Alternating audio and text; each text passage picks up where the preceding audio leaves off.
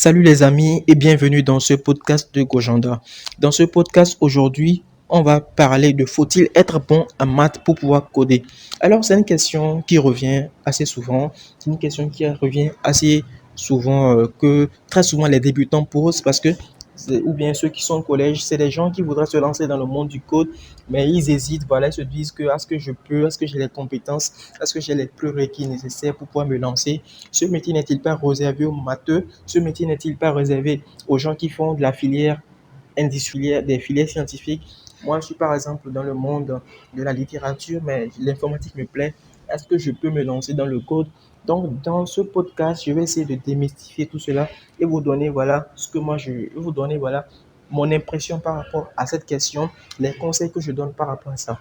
Connaissent pas, ici c'est Jacob Gomez, formateur et développeur web. Ici, nous sommes sur Gojanda. Sur cette chaîne, je vous apprends à développer, je vous apprends à faire le développement web. Sur cette chaîne, je donne des conseils, des astuces pour pouvoir coder, pour pouvoir se lancer seul dans le développement. J'aide des personnes, voilà, qui n'ont aucune connaissance dans le code à pouvoir avoir confiance en eux et pouvoir se lancer dans le monde du développement. Pour commencer, je vais tout simplement raconter une petite histoire. Moi, quand j'étais au collège, je me rappelle très bien, un pote m'avait dit pour pouvoir faire l'informatique, pour pouvoir t'inscrire dans une école d'informatique, il fallait avoir un très bon niveau en maths. J'étais nul en maths. Du coup, j'ai fait mon possible en terminale. Je suis allé au bac, j'ai eu mon bac quand même. Et finalement, j'ai fait l'informatique, mais je n'ai pas eu la bourse que je voulais parce que ma moyenne en mathématiques était assez faible. Pour ceux qui voudraient savoir combien j'ai eu au bac en mathématiques, mentionnez-le dans les commentaires, je vais vous répondre. Alors, ce mythe, au fait, s'est tourné, s'est formé autour de quelque chose qui s'est passé depuis les origines de l'informatique. Au début, avec le langage assembleur, au début des informatiques, il fallait ceux qui codaient quand même des trucs, c'est des gens qui avaient un niveau bestial en mathématiques, c'est des ingénieurs, des gens qui avaient quand même fait des études assez poussées. Donc, du coup, on les a collé cette étiquette-là. Voilà, moi, je ne peux pas faire l'informatique parce que je n'ai pas un master en mathématiques, je n'ai pas une licence en mathématiques. C'est des gens qui avaient quand même un niveau assez bestial en maths.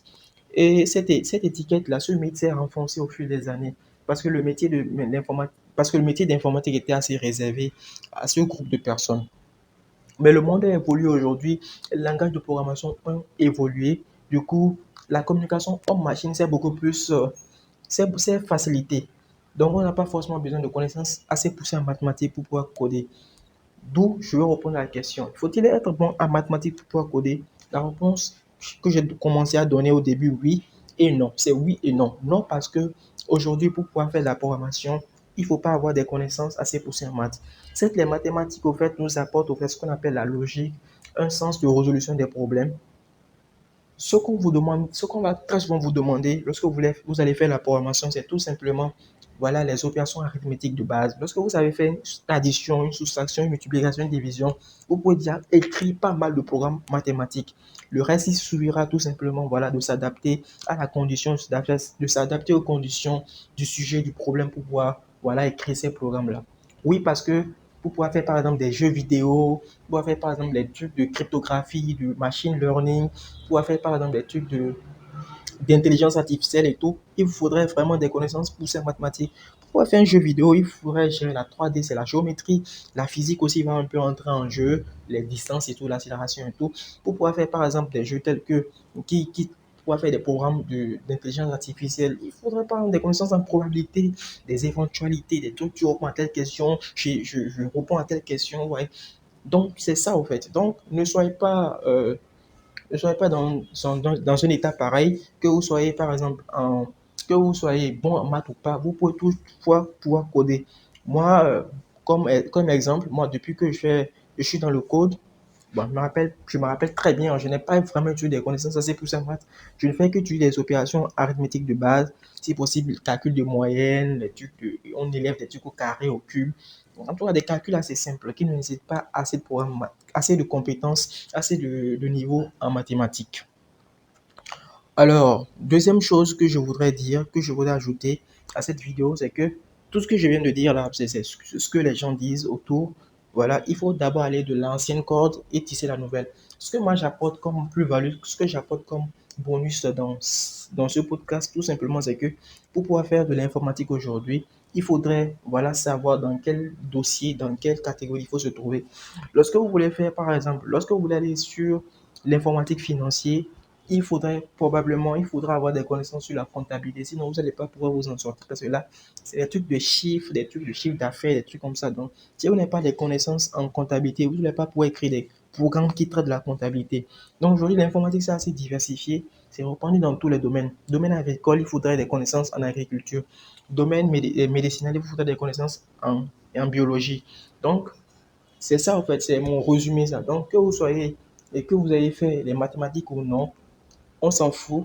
Lorsque vous voulez écrire des programmes, il faut tout simplement savoir ce programme-là, ça traite de quoi. Si ça traite de finance, donc il faudrait des connaissances en finance. Si ça traite de l'agriculture, il faudrait des connaissances en agriculture. Si ça traite, par exemple, d'un truc assez banal, bon, c'est votre chance, vous faites cela.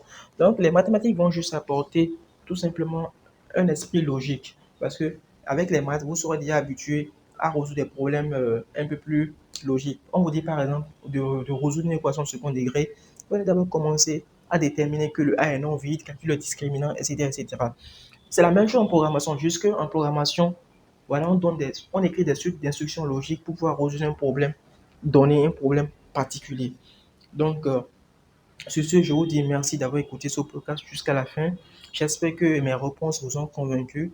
Si vous avez des expériences à partager pour pouvoir aider des gens à mieux décoller, à mieux quitter en fait, cette peur de faut-il être bon en mathématiques pour pouvoir coder, dites-le dans les commentaires. Ça va aider beaucoup de personnes parce que le but de cette chaîne, c'est de pouvoir aider les gens à pouvoir décoller parce qu'aujourd'hui, le métier est assez libre, donc il faudrait en profiter au maximum. Donc, faites des pouces, likez, parce que ça m'aide vraiment à pouvoir me donner à fond pour pouvoir faire des podcasts, pour pouvoir faire des vidéos. C'est important pour pouvoir m'encourager dans le travail. Je sais que c'est pas facile, mais c'est vraiment important. It's very important. Donc, si vous avez aimé la vidéo, likez, abonnez-vous si vous n'avez pas encore, vous ne l'avez pas encore fait. Et moi, ça a été un plaisir de faire ce podcast. Ça a été un plaisir pour moi de vous faire ce podcast. Et je sais que ça va aider beaucoup de personnes à pouvoir s'en sortir, à pouvoir décoller. Donc, sur ce, je vous dis à plus pour de très nouveaux podcasts.